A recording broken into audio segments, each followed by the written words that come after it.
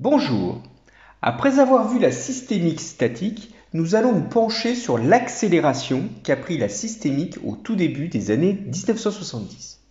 Alors de la même manière qu'on peut définir la thermostatique et la thermodynamique, on va passer d'une vision systémique statique à une systémique dynamique. Alors la dynamique est intimement liée aux frontières du système. Le système idéal, utilisé dans les modèles physiques mathématiques, c'est le système isolé. La frontière est imperméable, il n'y a aucun échange, que ce soit d'énergie, de matière ou d'information avec l'extérieur. Ce cas idéal est largement décrit en physique, avec la physique statistique ou bien la mécanique quantique. Ce sont tous les états stationnaires donnés par l'équation de Schrödinger, par exemple en mécanique quantique. Alors, nous l'avons déjà vu sur la vidéo de l'entropie, le second principe de la thermodynamique nous dit que tout système isolé tend à dégrader son énergie. C'est-à-dire que l'entropie ne peut qu'augmenter, on passe de l'ordre au désordre. Donc l'équilibre est obtenu lorsque l'entropie ne varie plus, on est statique. Alors la dynamique, elle est reliée à la variation d'entropie. Entretenir la dynamique du système requiert donc de trouver les conditions où l'entropie d'un système peut diminuer. Nous allons voir que l'ouverture des frontières du système permet de générer des conditions de vie de ce système, d'apporter du mouvement hors équilibre. On va considérer une systémique dynamique lorsque le système va s'ouvrir progressivement sur l'extérieur. Pour être hors équilibre, il est nécessaire, à minima, que le système puise à l'extérieur de lui-même une source d'énergie plus haute, et ceci afin de le régénérer continuellement. On parle alors d'un système fermé. Ce système reste fermé dans le sens où il n'échange aucune information ou matière avec l'extérieur. Il est uniquement perméable à l'énergie. Alors c'est en 1824 que Carnot a montré que pour changer l'entropie, il faut un flux d'énergie qui parcourt le système. Mais ça ne suffit pas.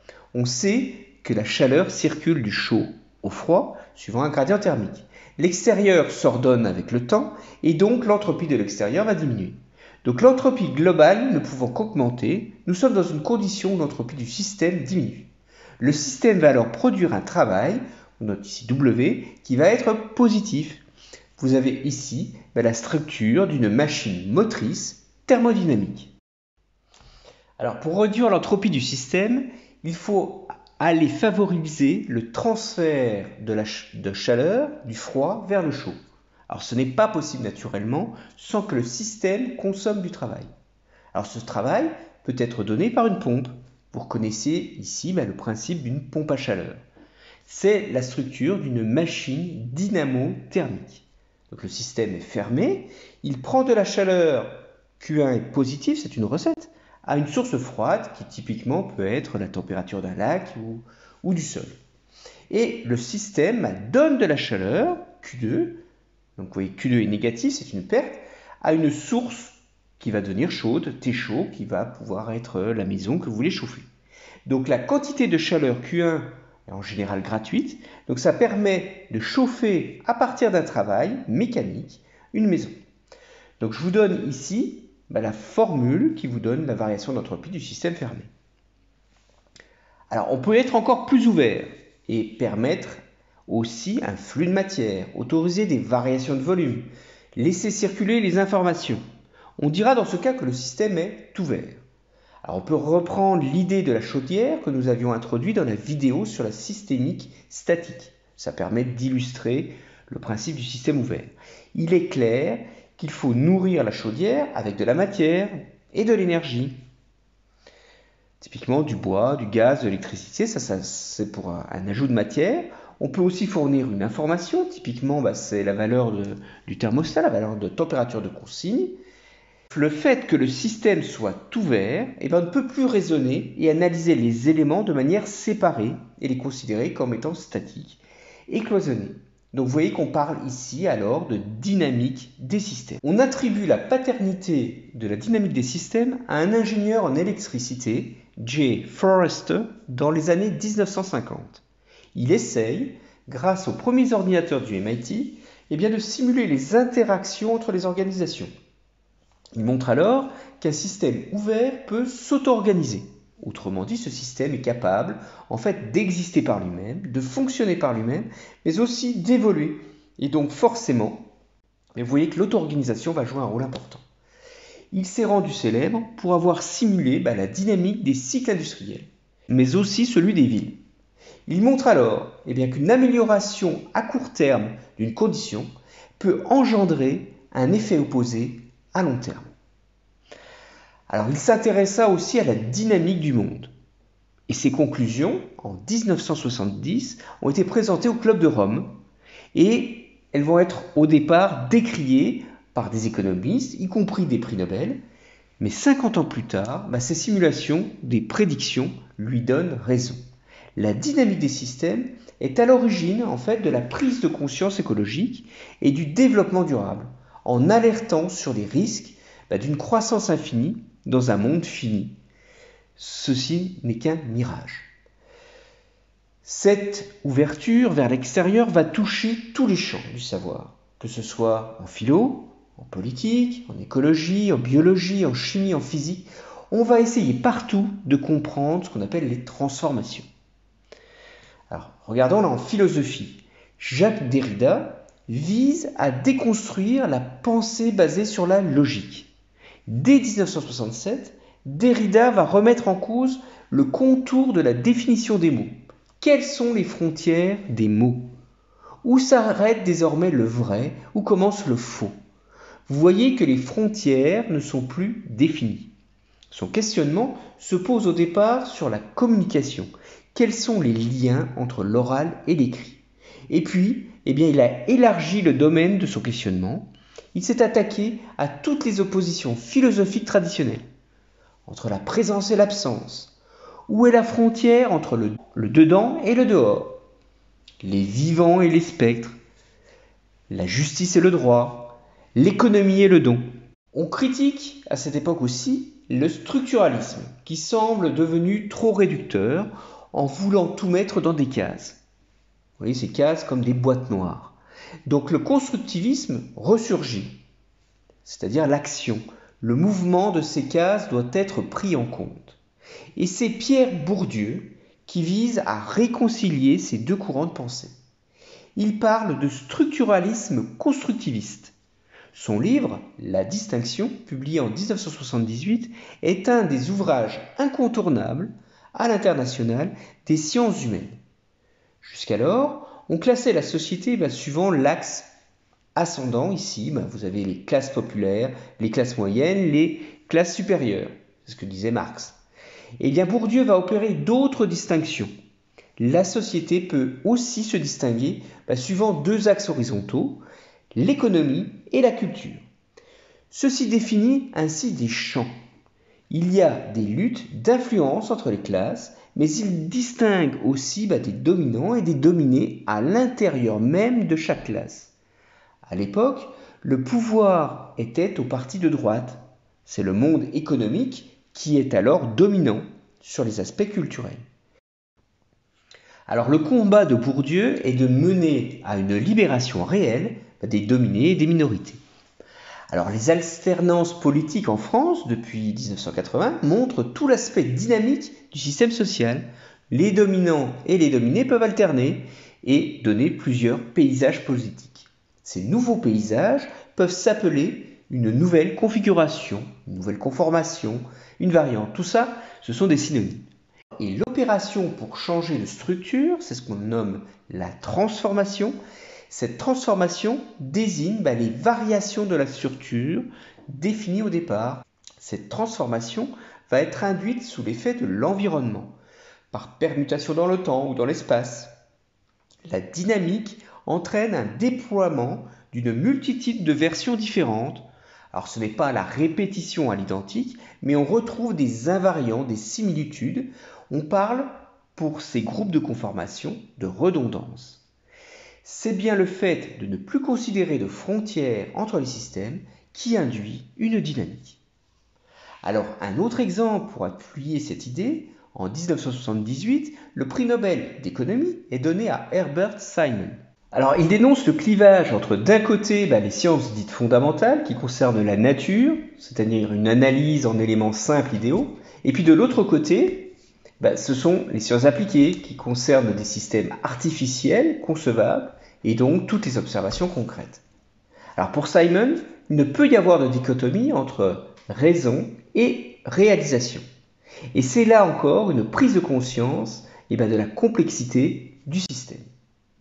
C'est-à-dire que l'environnement impose à la raison un ensemble de contraintes.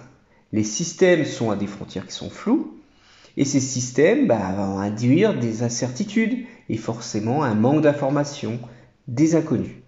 Il est clair aussi que plus le degré d'organisation de la structure est élevé, et plus il faut prendre en compte tous les biais cognitifs, c'est-à-dire toutes les erreurs de perception, d'évaluation. Il faut aussi savoir reconnaître une mauvaise interprétation logique qui peut être trop simpliste. Il peut être difficile, voire même impossible, d'identifier tous les éléments et toutes les relations qui sont mises en jeu. Et puis, dernière raison, tout simplement notre manque de temps. C'est qui va induire un raisonnement qui ne peut être que partiel, c'est-à-dire que notre prise de décision doit être rapide, compte tenu que le système évolue, et on peut être débordé. Alors j'espère que vous voyez bien l'idée, c'est-à-dire que les lois d'un système ne conduisent pas à la reproduction à l'identique, mais à la détermination d'un comportement global caractérisé avec une prédictivité réduite. L'évolution du système sera donc toujours gouvernée par la raison, par des lois, mais ça va être une évolution formelle, c'est-à-dire que les lois deviennent limitées, c'est-à-dire des lois qui doivent s'adapter face aux contraintes extérieures, aux informations locales et temporelles. Alors si on prend l'étymologie de la complexité, ça vient de complexus, ce qui est tissé ensemble. Alors on passe de la notion de rigidité à celle de la flexibilité. Et c'est une raison limitée, c'est ce qui va être à la base aussi de la pluridisciplinarité. Donc la reconnaissance de Simon vient de son travail à l'interface de l'informatique, l'économie, la psychologie, la biologie.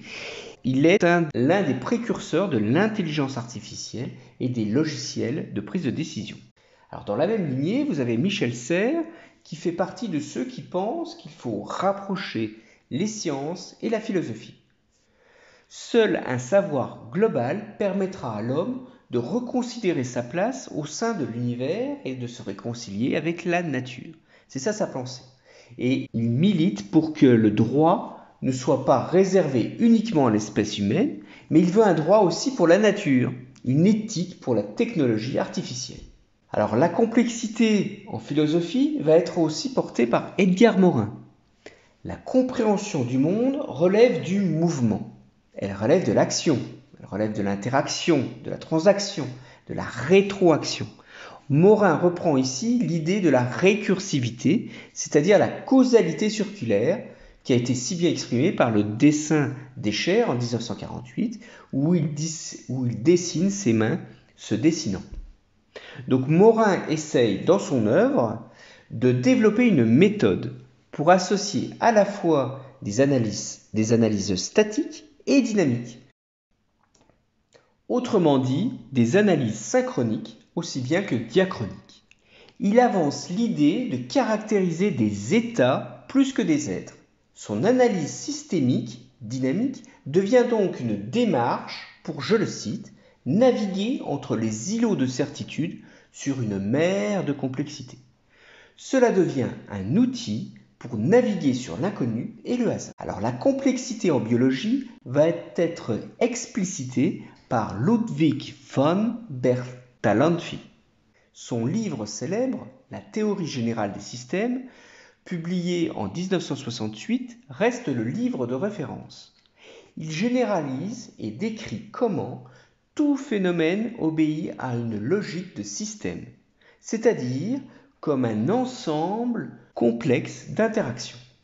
Il va plus loin que de dire que la systémique est une simple mise en réseau. Il amène une approche nouvelle en insistant sur l'importance d'expliquer les situations en fonction de leur but et non en fonction de leur cause. Donc la systémique va tenter d'expliquer comment un système peut garder un équilibre et résister aux changements, aux perturbations venues de l'extérieur. Alors bien entendu, il va reprendre les idées de la boucle de rétroaction avancée par la cybernétique. Alors lorsqu'on est en biologie, cette boucle de rétroaction prend le nom de homéostasie. Mais c'est juste une question de vocabulaire. Alors expliquons cet exemple. Si notre corps se refroidit, il réagit mécaniquement par des tremblements irréguliers de la peau, ce sont les frissons. Et ces frissons vont permettre de réchauffer le corps. Et si notre corps dépasse une certaine température, c'est-à-dire qu'on a de la fièvre, c'est le phénomène de transpiration qui va opérer. Donc une évaporation de l'eau qui va permettre d'abaisser la température corporelle. Donc vous voyez ici en biologie que la boucle de rétrocontrôle ou encore le cycle de régulation par frisson-transpiration, c'est ce qui permet de réguler la température autour d'une température de consigne qui est de 37 degrés chez l'homme. Donc vous comprenez ici la causalité circulaire, ça vous rappelle le dessin des mains se dessinant, difficile à trouver quelle est la cause originelle. Donc l'auto-organisation des êtres vivants va être explicitée par Henri Atlan. Il y a une capacité des systèmes complexes à se produire eux-mêmes. L'organisation en biologie n'est pas hiérarchique. L'auto-organisation ne s'accomplit que si le système est ouvert sur son environnement et s'il intègre des éléments de toute nature, c'est-à-dire la matière, l'énergie, l'information, qui viennent de cet environnement. Et à partir de là, de nouvelles propriétés vont émerger et c'est ce qui va permettre au système d'accéder à un niveau supérieur d'organisation. Alors les exemples dans la nature font légion, que ce soit les bancs de poissons ou les envolées d'oiseaux. Ces nouvelles propriétés peuvent se traduire par une adaptabilité à des conditions nouvelles, une agression par exemple ou à un changement de direction. Donc toutes les observations en biologie à tous les niveaux montrent de nouvelles structures, de nouvelles fonctions qui peuvent apparaître en réaction à des perturbations imprévues. Alors passer du stade de l'observation à celui de la modélisation, c'est encore une autre paire de manches. Alors cette idée de système ouvert va être reprise en physique et en chimie par Elie Prigogine, qui aura le prix de Nobel de chimie pour avoir modélisé les structures dissipatives. Là encore, c'est une question de vocabulaire. On parle de structures dissipatives pour des systèmes ouverts qui sont loin d'un équilibre thermodynamique. Il s'agit donc de phénomènes irréversibles qui sont liés à des variations d'entropie. Alors Prigogine s'intéresse à la dynamique des structures dissipatives et en particulier à l'émergence spontanée de l'ordre au sein de systèmes apparemment désorganisés. Quand on parle d'apparition d'ordre, on entend l'émergence des lois locales. Alors l'exemple le plus célèbre pour illustrer les structures dissipatives, ce sont les instabilités de Bernard. Elles avaient été observées en 1900, mais on ne pouvait pas les expliquer. Alors vous le voyez ici, dans une casserole de soupe. On chauffe ici par la surface inférieure. Cela crée un gradient vertical de température dans la couche liquide. Il y a donc un flux permanent de chaleur qui va du bas vers le haut. Alors en dessous d'une valeur seuil du gradient thermique, l'état va être stationnaire, c'est-à-dire que la chaleur va être transportée uniquement par diffusion. Mais si on dépasse le seuil de gradient thermique, différentes instabilités apparaissent. Déjà, sur la surface inférieure, il y a des hétérogénéités qui vont être source de germes, là où il y a des différences en gros de densité. L'instabilité apparaît aussi au niveau de la surface libre. Il y a un gradient de tension superficielle dû à une perturbation de la température.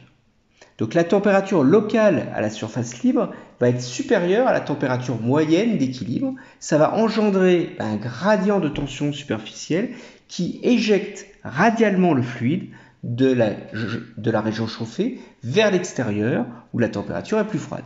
Et donc, de nouveau, le fluide va se réchauffer au contact de la plaque chaude et ce qui va faire remonter de nouveau le fluide. Donc vous voyez qu'on crée ici un système de cellules qui se met en place à à l'intérieur des cellules, le fluide monte par le centre et puis il redescend à la périphérie de ces cellules. Donc il y a un mouvement de convection ici qui s'installe et ça constitue une véritable organisation spatiale. Donc il y a des milliards et des milliards de molécules qui bougent de manière cohérente et donc elles forment des cellules hexagonales de convection de taille caractéristique. Donc vous voyez ici que ce sont des processus globaux macroscopiques, c'est à l'échelle du centimètre, mais qui demandent une coopération de nombreux processus microscopiques. On a parlé de la diffusion, des tensions de surface. Alors, en fait, c'est une compétition entre les forces de répulsion et d'attraction, mais à l'échelle du nanomètre. Alors, outre les instabilités chaotiques reliées à la turbulence, Prigogine a introduit une nouveauté avec les structures dissipatives. Et ces structures dissipatives engendrent ce qu'on appelle une brisure de symétrie. Autrement dit, ces structures inversent le principe d'entropie en passant d'un état homogène et indifférencié à un état qui est hétérogène et différencié. Alors la physique s'est longtemps attachée à l'étude des systèmes aux frontières bien définies. Par exemple, les propriétés spécifiques des solides, des liquides et des gaz, les cristaux, tous les milieux homogènes, etc. Pourtant, si l'on observe bien dans la nature autour de nous, beaucoup de ces systèmes sont difficilement rangeables dans des catégories. Et c'est le prix Nobel français, Pierre-Gilles de Gennes, il y a 30 ans, qui a été l'un des premiers à considérer le comportement des matériaux aussi complexes que les polymères, les gels, les cristaux liquides, et plus récemment la matière granulaire. Là encore, il s'agissait de s'attaquer à des problèmes de transition de l'ordre vers le désordre. Grâce à lui, c'est la physique de la matière molle qui a pris ses lettres de noblesse dans la hiérarchie des problèmes de physique à résoudre. Et cette année, de nouveau, Giorgio Parisi est récompensé pour ses travaux théoriques en 1980 sur les systèmes complexes. Il a développé des outils pour prédire le comportement de systèmes au fonctionnement chaotique. Il parle de chaos déterministe. L'exemple le plus célèbre est celui des vols des tourneaux qui se déplacent en colonies. Il a pu déterminer comment les fluctuations de vitesse des différents oiseaux sont corrélées entre elles. Il met en lumière la non-ergodicité des systèmes complexes. Je vous rappelle qu'on dit qu'un système est ergodique lorsque la moyenne statistique de l'ensemble des éléments elle est égale à la moyenne temporelle d'un seul élément. Donc les systèmes complexes ne sont pas ergodiques. Alors le système complexe peut fluctuer entre plusieurs états, mais il ne parcourt pas l'ensemble des états. Et il ne peut pas passer à d'autres états pourtant d'énergie équivalente. Donc le système a un paysage énergétique hiérarchiquement désordonné et le système complexe reste piégé dans des minima les plus profonds. Et la force de son paradigme est qu'il peut être appliqué à toutes les échelles. Pour comprendre par exemple les températures critiques dans la matière condensée, ici les verres de spin, mais aussi pour le cerveau, la finance, le réchauffement climatique, les problèmes d'optimisation pour les ordinateurs. Voilà, nous avons balayé rapidement le courant de pensée de la systémique dynamique dans les années 1970-1990. Vous voyez que c'est un mouvement universel qui a touché autant les sciences dures que molles, sociétales ou philosophiques. C'est un mouvement qui finalement rassemble ses acteurs autour des mêmes idées. En France, le groupe des 10 a permis à ses membres d'échanger leurs idées, notamment sur des sujets croisés entre sciences et politique. Alors, ce groupe a été actif cette année, entre 1969 et 1976. Alors, vous retrouvez des philosophes dont je vous ai déjà parlé, de Michel Serres, Edgar Morin, et puis des scientifiques comme Atlan. Alors, au niveau des scientifiques, vous avez aussi Joël de René, qui a publié le macroscope en 1975 pour vulgariser la systémique en France. Alors ce macroscope, comme il l'appelle, se veut être un outil virtuel pour comprendre, mais surtout diriger la complexité. Alors il l'a appliqué au domaine de l'énergie, de l'information et du temps. Joeldon René a fait alors le pont entre la bio-industrie, la bio-informatique, mais aussi l'éco-énergétique, l'éco-technologie ou encore Internet. Et il a prédit, en 1975, que nous vivrions une société en temps réel. Vous voyez que c'est pas forcément faux. Alors il y a le neurobiologiste et chirurgien Henri Laborie aussi, qui a été lui le premier à introduire les neuroleptiques pour traiter la schizophrénie. Il a montré lui aussi le rôle des facteurs environnementaux, c'est-à-dire le facteur de stress qui est dominant et qui peut intervenir à la hauteur de 30% dans certaines pathologies. Alors je finirai par Jacques Attali, c'est le plus jeune du groupe des 10 et peut-être l'intellectuel le plus engagé et visionnaire. Donc c'est l'économiste français qu'on dit le plus influent, un des premiers conseillers spéciaux, le conseiller personnel de François Mitterrand. Il sera aussi dans le giron de Nicolas Sarkozy, de François Hollande, d'Emmanuel Macron. Alors, son idée, c'est de favoriser l'économie positive et participative pour les générations futures. Et il essaie actuellement de promouvoir la microéconomie pour les pays en voie de développement. Voilà, tout ce petit monde a appliqué cette même démarche que je viens de vous exposer. Et j'espère qu'au moyen de ces différents exemples pluridisciplinaires, j'espère avoir pu vous aider, si ce n'est à cerner, tout au moins à discerner ce qui fait l'esprit de cette systémique dynamique. Je vous remercie pour votre attention et je vous dis à bientôt.